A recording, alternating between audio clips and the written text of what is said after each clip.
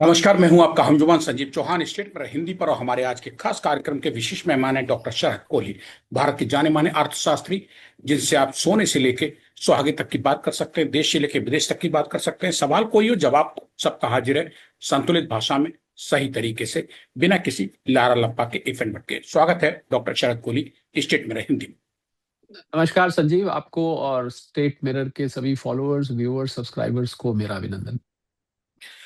Doctor साहब, अब तो सारा कुछ सिनेरियो बदल गया है। सीज फायर, इस्लामाबाद, सब उलट पुलट गया है। और वो जो कयामत की रात बता रहे थे, 7-8 अप्रैल 2026 की, ट्रंप साहब की धरती से एक सभ्यता मिट जाएगी, यानी कि ईरान को मिटा देंगे। लेकिन यहाँ तो उल्टा हो गया है। सुनने में आ रहा है कि ट्रंप साहब को अपनी ही जान बचानी मुश्किल हो रही थी, और उन्होंने इसके लिए, वो कयामत की रात जो थी उनके लिए थी, और ये हो गया था अमेरिका में कि अगर उस रात या अगले दिन ये सब इस्लामाबाद पाकिस्तान ना हुआ होता, तो शायद ट्रंप साहब की कुर्सी कानूनन अमेरिका के खींच ली जाती उनके नीचे से, राष्ट्रपति की, और वो काम जेडी वेंस करते, जो कि अमेरिका का कानून कहता है। सर, थोड़ा सा पहले इसी बात कर लेते हैं कि अचानक ये क्या उथल पुथल मच गई। ट्रंप साहब तो हिलने को तैयार नहीं थे, बैक मारने को तैयार नहीं थे। देखिए, ट्रम्प साहब को बैक मारने के लिए वैसे तो जाना जाता है, पलटी मारने के लिए जाना जाता है, और अपने निर्णय बार बार बदलने के लिए जाना जाता है। सुबह कुछ होते हैं, दोपहर को कुछ होते हैं, शाम को कुछ और होते हैं, और अगले दिन सुबह फिर कुछ और हो जाते हैं। तो बिल्कुल उनके लिए कयामत की रात स्टोन एज में भेज दूंगा, और मैं इसकी सारी हस्ती मिटा दूंगा, और मैं सभ्यता खत्म कर दूंगा, और पूरी की पूरी सिविलाइजेशन खत्म कर दूंगा। और उसके बाद अचानक जो है वो पाकिस्तान को बीच में खड़ा करके जबरदस्ती एक एक मोहरा बना के इस्लामाबाद टॉक्स नाम से सारा काम शुरू हो जाता है। गद्दी खींचने की बात तो देखिए, अमेरिका के प्रेसिडेंट को आप सेनेट के थ्रू हटा सकते हैं, उपराष्ट्रपति सीधा नहीं हटा सकता है, उसमें आपको कांग्रेस को बुलानी पड़ेगी, वहां मेजोरिटी लेनी पड़ेगी, तब इम्पीच किया जा सकता है।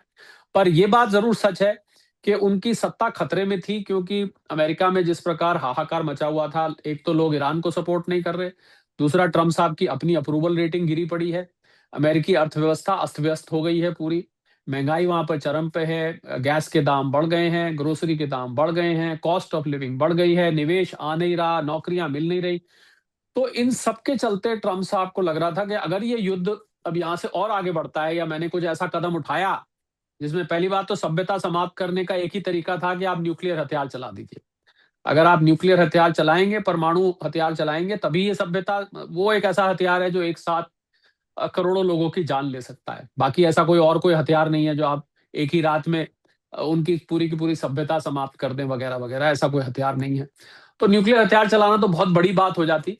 वो तो न्यूक्लियर हथियार चलाने का मतलब था कि आप विश्व युद्ध का निमंत्रण दे रहे थे, उनके ऊपर भी हमला हो सकता था, चाइना और रशिया खड़े हो सकते थे, बड़ा कुछ हो सकता था। तो उन्होंने जब बहुत विचार, उनके जिनकी भी सलाह मानते होंगे, उन्होंने सलाह दिया, तो इस्लामाबाद टॉक की ये पूरी की पूरी प्रक्रिया शुरू हो गई। जेडी वैंस साहब जहाज पकड़ के कुछ डेलीगेशन लेके वहां पर गए। कुशनर, विटकॉफ, जिनके लिए ईरान ने मना किया था कि इनको मत लेके आइएगा, हम वैंस से बात करना चाहते हैं, हम कुशनर उनके उनके दामाद जी हैं, और विटकॉफ इनके टीम के हैं, उनको लेके ये पहुंच गए वहां पर। अब वही जो होना था वो तो मुझे पहले पता था क्या होना है, इसका कुछ नतीजा तो निकलना नहीं। वो कहते थे स्टेट ऑफ हॉर्मूज खोलो, हम कंट्रोल करेंगे। उन्होंने कहा हम नहीं दे सकते। उन्होंने कहा न्यूक्लियर एनरिचमेंट यूरेनियम की मत करो। उन्होंने कहा हम तो करेंगे। तो ये कुछ तुम्हारे हमारे एसेट्स अनफ्रीज करो। उन्होंने कहा हम तो नहीं करते। तो दो तीन मुद्दों को लेके ये सारी की सारी वार्ता 21 घंटे चली। प्लेन से उतरे, सोए तक नहीं, बातचीत करते रहे। 12 बार ट्रंप साहब ने फोन किया, ठीक है, बार बार वैंस साहब बाहर बाहर जाके फोन सुनते रहे। बेनतीजा निकली, जो मुझे पहले से पता था।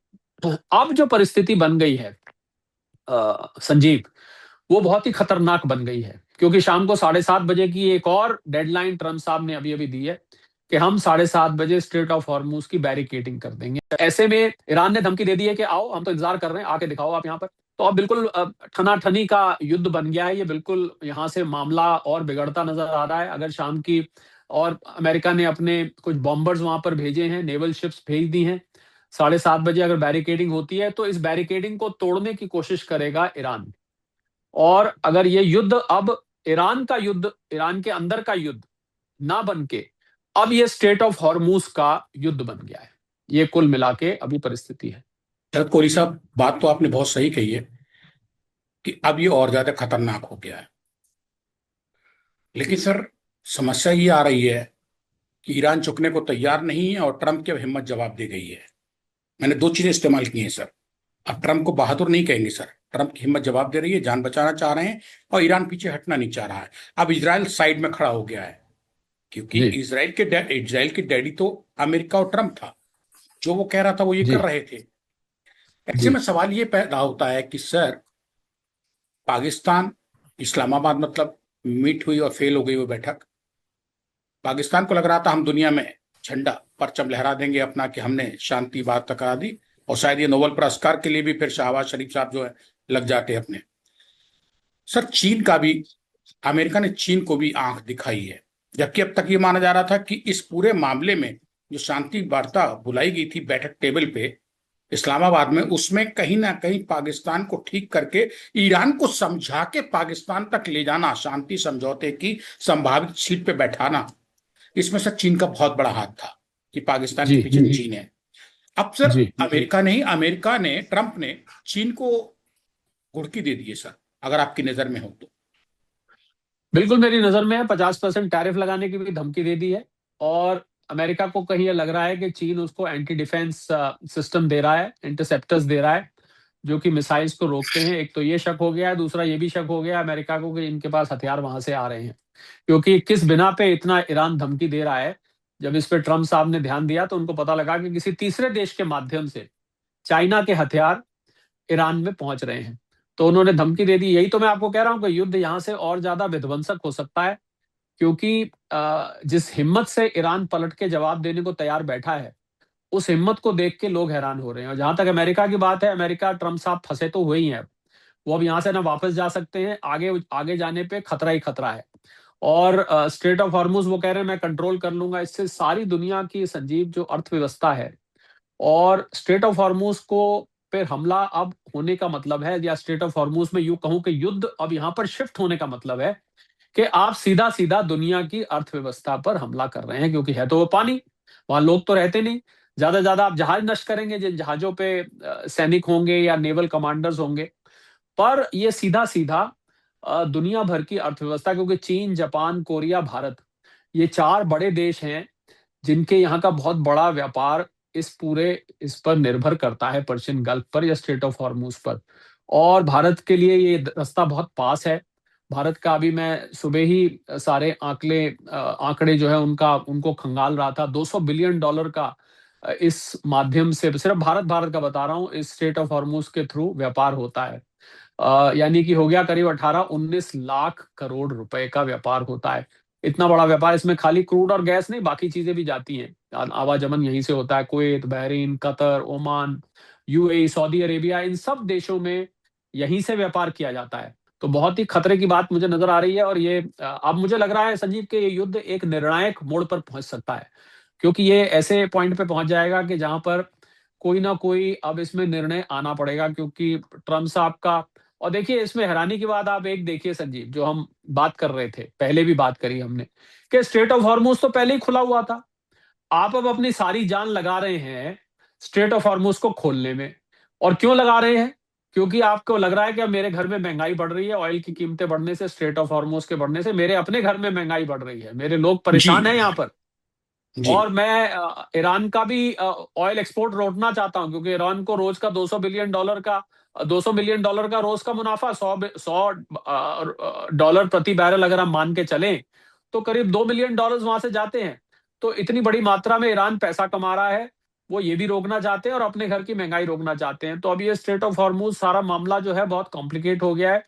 और मुझे ऐसा लगता है संजीव, के अब भारत के लिए, भारत, क्योंकि अभी भारत का क्या था कि एक दो शिप्स वहां से आ रही थी स्ट्रेट ऑफ हॉर्मूज से, ईरान से डिप्लोमेसी से बातचीत करके।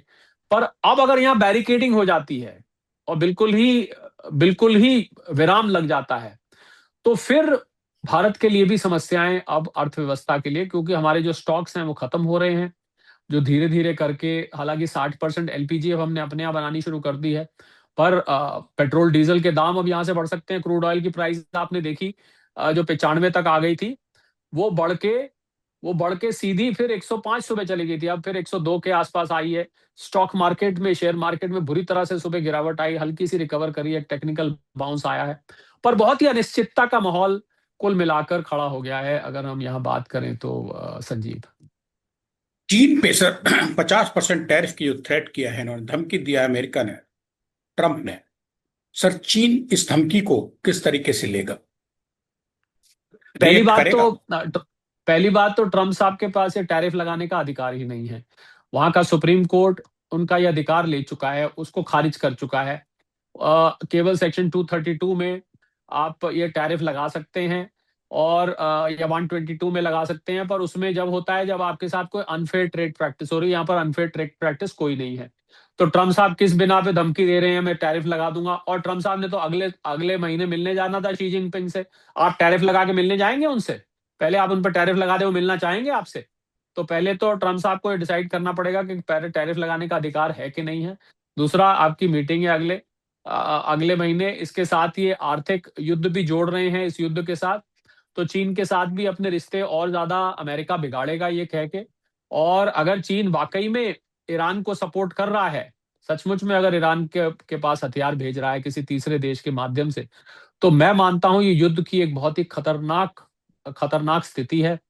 क्योंकि यहां से किसी तीसरे देश का इसमें अप्रत्यक्ष रूप से शामिल हो जाना, वो भी चीन जैसी दूसरी दुनिया की सबसे बड़ी पावर का शामिल हो जाना, इस युद्ध को विश्व युद्ध में तब्दील कर सकता है।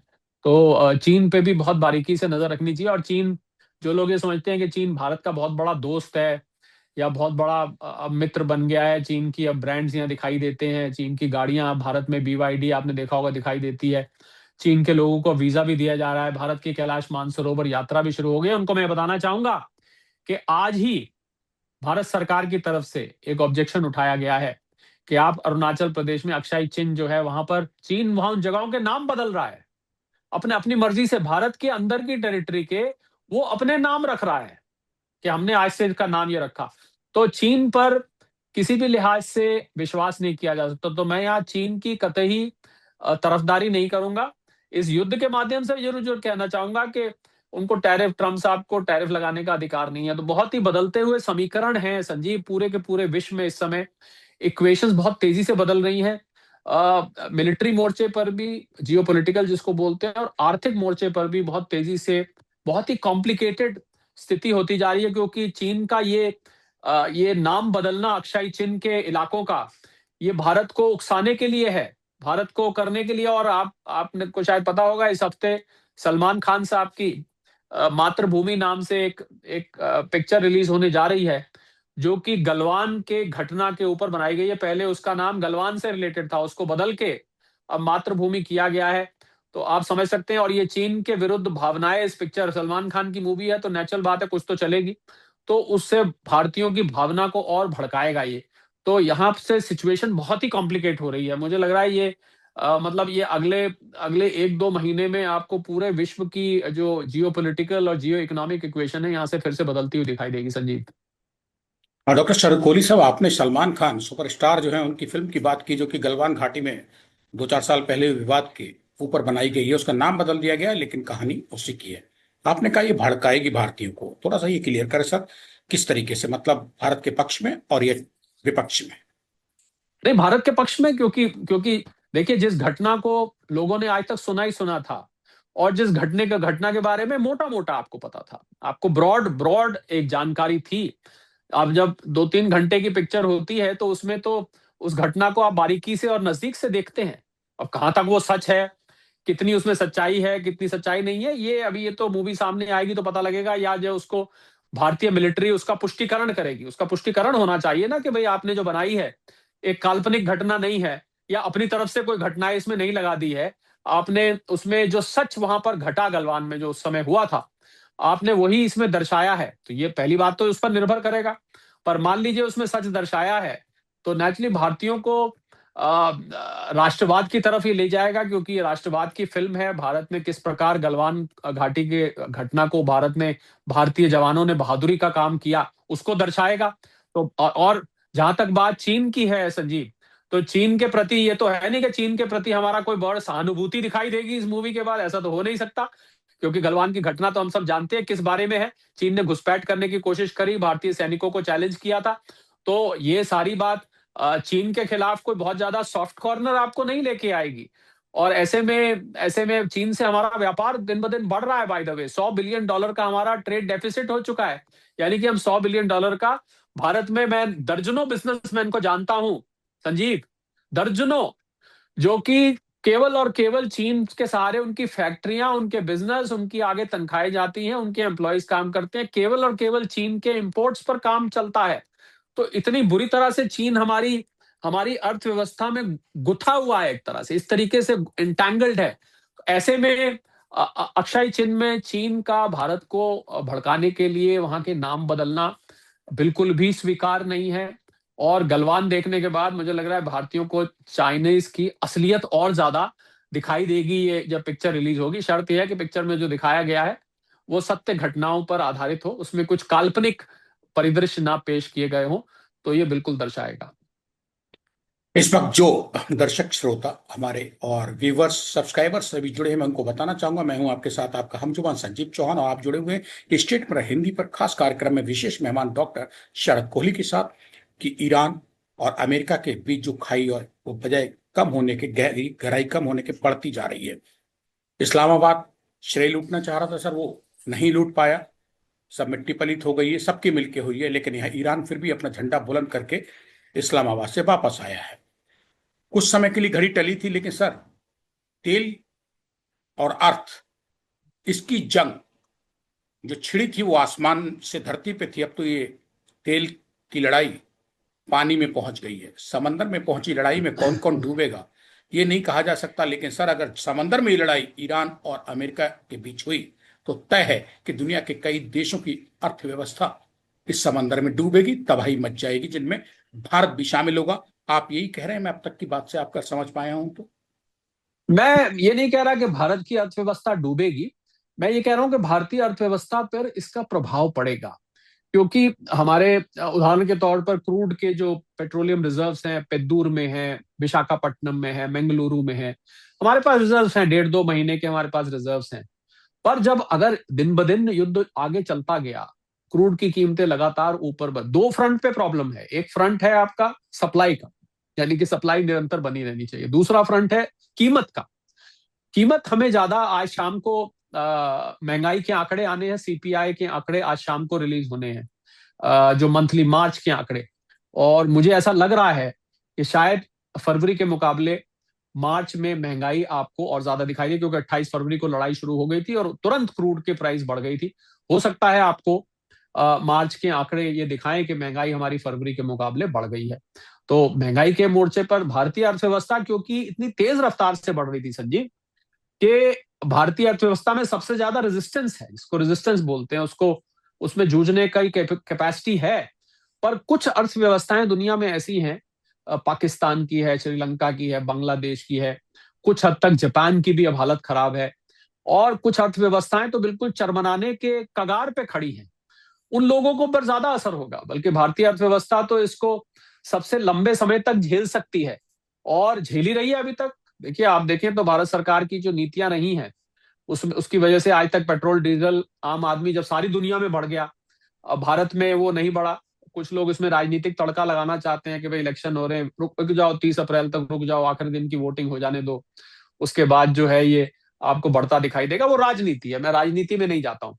पर यह सच है कि आज भी हम पेट्रोल डीजल के उतने ही दाम दे रहे हैं जो हम युद्ध से पहले दे रहे थे, जबकि बाकी की दुनिया में ये दाम बढ़ चुके हैं। तो भारतीय अर्थव्यवस्था इस शॉक को एब्जॉर्ब करने की ज्यादा कैपेसिटी रखती है बाकी के दुनिया के देशों के मुकाबले, क्योंकि हमारी ग्रोथ की रफ्तार बाकी की दुनिया के देशों के मुकाबले काफी ज्यादा थी।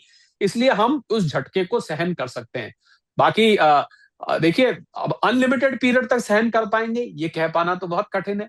कि अगर लड़ाई मान लीजिए 3 महीने चलती रही, क्रूड अगर $200 तक हो गया, तो फिर तो हमारे लिए भी बहुत कठिनाई का सामना, भारतीय अर्थव्यवस्था को एक चैलेंज बन जाएगा उसके सामने। तो ये मैं कहना, मैंने डूबने की बात कतई नहीं कही संजीव। सर आपने नहीं की, लेकिन मैंने कही, और मैंने इन सभी बातों को ध्यान में रखते हुए कही थी कि किसी देश के पास अगर 1.5 या 2 महीने का इंतजाम है सिर्फ, तो सर आज नहीं तो कल हमसे वो नहीं झिलेगा, क्योंकि हम भारत हैं। हमारी अर्थव्यवस्था की नींव अलग है। ना हम ईरान हैं, ना हम इजराइल हैं, ना हम चाइना हैं। ना हम अमेरिका हैं सर। पाकिस्तान को हम गिनते नहीं, श्रीलंका को, भूटान को, बांग्लादेश को हम इसमें गिनते नहीं हैं। हम भारत हैं, भारत को अगर गिने तो सर 1.5 महीने 2 महीने का स्टॉक तो बहुत मायने नहीं रखता। और सर जंग का रुख किधर को घूमेगा, कब तक घूमेगा, जो अभी तक सुलटने पर नहीं आ रही है, वो सर मैं उस नजरिए से कह रहा हूं, भारत के लिए संभावित मुसीबत सामने खड़ी दिखाई दे रही है, अगर ये जंग आसमान से पानी की तरफ यानी समंदर की तरफ पर, बढ़ती है सर। पर इसमें मैं एक लाइन जोड़ना चाहूंगा संजीव, जो आपने बात कही। अगर भारत के लिए 1.5-2 महीने का स्टॉक है हमारे पास, सर ठीक है, सर तो सर हम ये भी नहीं भूलना चाहिए कि हम अब 40 से ज्यादा देशों से अब हम अपना अपना पूरा सोर्सिंग कर रहे हैं। 40 से भी अधिक देशों से, खाली हम उस वहीं से हम और अल्जीरिया मुझ से ले रहे हैं, हम रशिया से ले रहे हैं, हम वेनेजुएला से ले रहे हैं, हम कुछ थोड़ा बहुत ऑस्ट्रेलिया से भी लेते हैं, हम बाकी जगह से भी ले रहे हैं। तो मैं इसको इस तरीके से समअप करना चाहूंगा जो आपने बात कही। अगर भारत 1-1.5 महीने तक झेल पाएगा, तो बहुत सारे देश ऐसे हैं जो शायद अब 1-2 हफ्ते भी नहीं झेल पाएंगे। तो उससे पहले इसका हल अंतर्राष्ट्रीय स्तर पर निकालना ही पड़ेगा। किस तरीके से निकलेगा, जीत या हार में निकलेगा, किसी किसी देश को ध्वस्त करके निकलेगा, स्टेट ऑफ हॉर्मूज को पूरी तरह से कब्जा करके निकलेगा, स्टेट ऑफ हॉर्मूज पे टोल लगा के निकलेगा, जो भी निकलेगा, मुझे लग रहा है कि भारत उसमें भारत से पहले और कई देशों का इसमें इसमें बेड़ा गर्क हो चुका होगा। ये हमें ध्यान रखना है। तो भारत के बाद फायदे में जाती है कि भारत से पहले इसका इसका हल निकल आएगा। सर पश्चिम एशिया, मिडिल ईस्ट का, मध्य पूर्व का ये जो जंग है, ईरान, इजराइल, अमेरिका का, ये सर अब तक इसमें चाइना और बाकी आर्थिक दृष्टिकोण से तो बहुत सारे देश इन्वॉल्व हुए, लेकिन अंदर पर प्रभावित हुए। इन्वॉल्वमेंट जो आ रही थी दबे छुपे, रूस और चाइना की आ रही थी और पाकिस्तान की। अब सर रूस भी इसमें आ गया है। रूस ने भी शांति वार्ता के लिए पहल की है।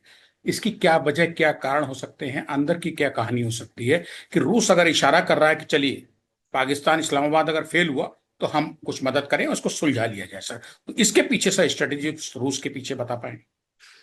क्योंकि रूस की भी जो अर्थव्यवस्था है संजीव, उसकी भी हालत खराब है। 4 साल से ऊपर हो चुके हैं यूक्रेन से लड़ते हुए, और रूस की अर्थव्यवस्था धीरे धीरे खोखली हो चुकी है। अभी हाल में उन्होंने $150 बिलियन का अपना सोने का रिजर्व बेचने का निर्णय लिया, और जिसके कारण से सोने का रिजर्व बेचने से, जब भी बेचता है सोना, आप कब बेचते हैं घर का, जब बिल्कुल बिल्कुल घर खाली होने लग जाता है ना, कुछ नहीं बचता है, तब सोना बेचने की नौबत आती है। तो रूस की अर्थव्यवस्था और ये सारा युद्ध जो है, ये हालांकि इससे रूस को थोड़ा फायदा ये हुआ है कि रशिया पे कुछ सैंक्शंस जो लगे थे, अब रशिया के तेल पर जो अंकुश लगा रखा था अमेरिका ने, उस पर आपको याद होगा कुछ समय पहले वो हटा लिया था कि आप रशिया से अब तेल ले सकते हैं। तो रशिया का व्यापार उस पॉइंट ऑफ व्यू से शुरू हो गया है। पर ओवरऑल युद्ध सबको प्रभावित करता है, और रशिया इसमें अपनी एक छवि भी सुधारना चाहता है, क्योंकि यूक्रेन युद्ध के बाद जो रशिया की छवि बनी है।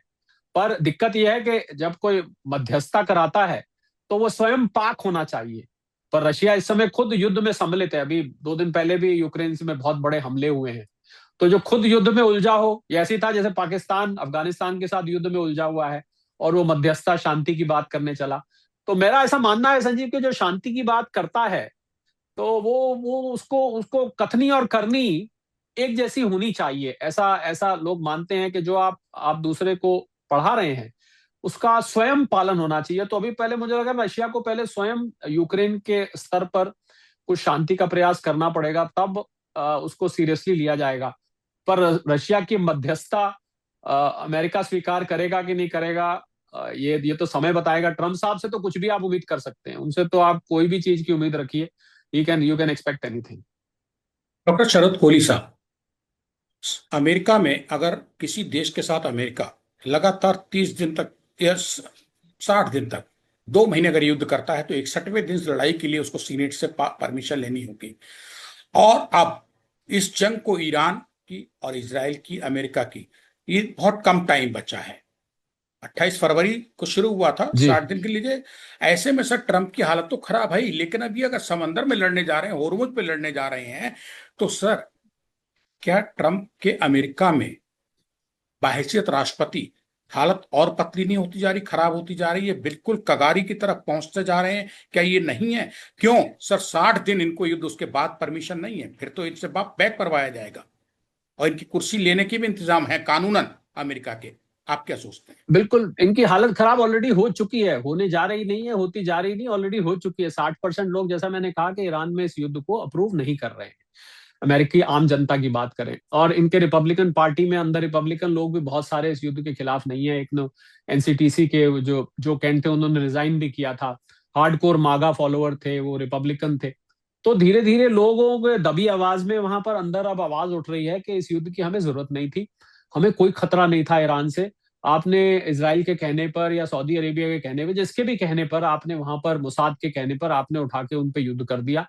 आपने ये नहीं देखा कि आपकी अर्थव्यवस्था की हालत कैसी है। आपने ये नहीं देखा कि अमेरिका पिछले पिछले काफी दशकों में कोई युद्ध जीता भी नहीं है। वियतनाम में भी मुंह की खा के आ गए थे, अफगानिस्तान से भी मुंह फेर के चल दिए थे। ऐसी हालत में आपको जरूरत नहीं थी, आपको ये पैसा बर्बाद करने की वहां पर जाके जरूरत नहीं थी, जिस समय अमेरिका खुद एक आर्थिक संकट से जूझ रहा है। तो मुझे लग रहा है कि अमेरिका में इनकी जो पॉपुलैरिटी है, अप्रूवल रेटिंग गिरती जा रही है। इनको अब इलेक्शन हारने के खतरे नजर आ रहे हैं। नवंबर में मिड टर्म है। मुझे नहीं लग रहा कि ये मिड टर्म जीत पाएंगे, ऐसा मुझे नजर नहीं आ रहा है, क्योंकि एक दो प्राइमरी हुए हैं उसमें पता लगा है कि इनकी हार हुई है। हालांकि उसको मीडिया में बहुत ज्यादा लाया नहीं गया, पर ऐसा मालूम पड़ा है। हमारा लेगो में एक एक प्राइमरी हुई है जहां पर इनकी हार हुई है। तो इनको इसी इसी डर से तो ये बौखलाए हुए हैं, इसी डर से कि उनको पता है हकीकत क्या है। इसी डर से बौखलाए हुए, इसी डर के बौखला के ये अजीब अजीब निर्णय ले रहे हैं जी। सर, मेरी एक आर्मी ऑफिसर से इंडिया के बात हो रही थी, रिटायर्ड मेजर जनरल लेवल पे अधिकारी। वो कह रहे थे कि ट्रंप की हालत सबसे ज्यादा खराब है अब तक के अमेरिका के इतिहास में, अमेरिकी राष्ट्रपतियों में। जो एक वहां पे रेटिंग ली गई है उसमें -5 सबसे कम रेटिंग डोनाल्ड ट्रंप की आई है। तो सर, ट्रंप तो कहीं ना कहीं आज नहीं तो कल फंसे हुए हैं, ये बात की है। हम करते रहेंगे सर सोना और चांदी, चलते चलते इस पे हम बात अपनी विराम देंगे। भारत और भारतीय क्या करें? देखिए, सोना इस समय जब हम बात कर रहे हैं तो करीब 4700 4800 डॉलर के आसपास पड़ा हुआ है, लगभग 1,50,000, 1,51,000, 1,50,000 आप मोटा मोटा राउंड फिगर में लगा लीजिए प्रति 10 ग्राम है। चांदी 74-75 डॉलर के आसपास घूम रही है। अब मुझे लगता है इस समय दो दो रस्साकशी का खेल चल रहा है सोना चांदी के साथ, क्योंकि एक तरफ क्रूड ऑयल की कीमतें बढ़ती हुई, डॉलर की डिमांड और उसकी वजह से डॉलर इंडेक्स और उसकी वजह से बॉन्ड यील्ड्स फिर 4.5%, 4.25%, 4.5% के बीच में आ गई, जिसकी वजह से सोने चांदी पर दबाव है। वहीं दूसरी तरफ सोने चांदी की जो डिमांड है, निवेशक इसको गिरने नहीं दे रहे और क्रूड ऑयल इसको ऊपर नहीं जाने दे रहा। ये रसाकशी का खेल चल रहा है और मुझे लग रहा है कि अंडरटोन बुलिश है। जैसे ही सोना अपना क्रूड ऑयल से रिश्तेदारी को तोड़ेगा और डॉलर इंडेक्स से अपना ध्यान हटाएगा, बॉन्ड इंडेक्स से ध्यान हटाएगा, वापस ऊपर जाने के लिए बेकरार है। 2 साल के लिए, 5 साल के लिए अगर आप रखते हैं, निवेश की सलाह अपने फाइनेंशियल एडवाइजर से लीजिएगा, इन्वेस्टमेंट एडवाइजर से लीजिएगा। अगर आप इसको लेकर रखते हैं 2 साल, 5 साल, तो आपको ये अंडरटोन बुलिश लगती है। मुझे सोना यहाँ से ऊपर ही जाता दिख रहा है मुझे, क्योंकि सेंट्रल बैंक की बकायदा बाइंग जारी। 1,000 टन का सोना तो चीन ने अभी खरीदा है, जिसमें से 504 टन तो उनके घरेलू रिटेल इन्वेस्टर्स ने खरीदा है, चिप्स में और कॉइन्स के फॉर्म में। तो सोने की डिमांड लगातार बनी हुई है और भारत ने भी 6.5 लाख करोड़ का सोना इंपोर्ट किया है पिछले साल।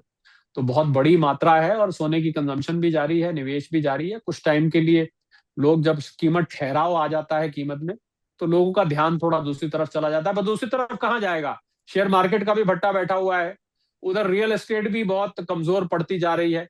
तो आखिर जो पैसा लगाएगा वो कहाँ लगाएगा? तो मुझे लग रहा है सोने पे नजर बना के रखिए और अच्छा मौका है अगर आप लॉन्ग टर्म के लिए लेना चाहते हैं। थोड़ा थोड़ा करके लेते रहें, लंबे वक्त के लिए लेते रहें। संजीव, मतलब सर, आपका ये कहना है कि इस तेल की जंग में सोना तेल पे तैर नहीं रहा, पानी पे तैर नहीं रहा है, स्थिर है, तैर रहा है। सोना जो है और चांदी वो तेल पे तैर रहा है, डूब नहीं रहा है। चिंतित होने की जरूरत नहीं, समझदारी से आगे बढ़ेगा, थोड़ा थोड़ा लीजिएगा तो शायद आपको ये घाटा ना दे। मगर आप 2 दिन बाद, 4 दिन बाद, 2 महीने बाद बेचने के हिसाब से ले रहे हैं कि मैं उठा लूंगा मुनाफा, वो गलत। और यही बात आप शुरू से कहते जी। आ रहे हैं। लेकिन सर, ये बात भी है कि सोना और चांदी पिछले करीब 15-20 दिन से, चांदी 2.5 लाख के ऊपर नीचे घूम रही है। 2.30 आ गई, 2.24 आ गई, 2.35 आ गई, 2.55 चलेगी, 2.60। और सोना 1.5, 1.45, 1.55 इसके बीच में। कुल मिला के सोना और चांदी अभी आपस में खेल रहे हैं और हमें ये देखना है कि हम क्या करें। लेकिन जो भी करें, सोने चांदी में निवेश आपके मुताबिक लंबा समय के लिए करें, आपको फायदा है। और जहां तक जंग की बात है, इस पर कुछ कहना मुश्किल है, लेकिन अर्थव्यवस्था पे, पूरी दुनिया पे कहीं ना कहीं प्रभाव पड़ेगा इस जंग के ना रुकने का, शांति वार्ता इस्लामाबाद वाली विफल होने का। क्या आप सहमत है सर? मैं आपकी बात समझ पाया हूँ? बिल्कुल बिल्कुल सहमत हूँ। सोने का एक जगह ठहराव लेना अच्छी बात है। इसको कंसोलिडेशन बोलते हैं हम लोग टेक्निकल भाषा में। तो कंसोलिडेट हो रहा है यहाँ से। अब अगर मान लीजिए क्रूड ऑयल $200 जाता है तो थोड़ा दबाव आपको सोने चांदी पर आगे दिख सकता है, परंतु ऊपर की तरफ चाल के चांसेस ज्यादा हैं। डाउनसाइड रिस्क मात्र 10% के आसपास का है, पर अपसाइड प्रॉफिट की संभावनाएं बहुत ज्यादा हैं, परंतु लॉन्ग रन में और थोड़ा थोड़ा करके ये 2 मंत्र याद रखिए। शुक्रिया डॉक्टर शरद कोरी साहब, स्टेट में हिंदी के लिए थैंक यू, संजीव चौहान से बात करने के लिए। धन्यवाद। Thank you, thank you so much.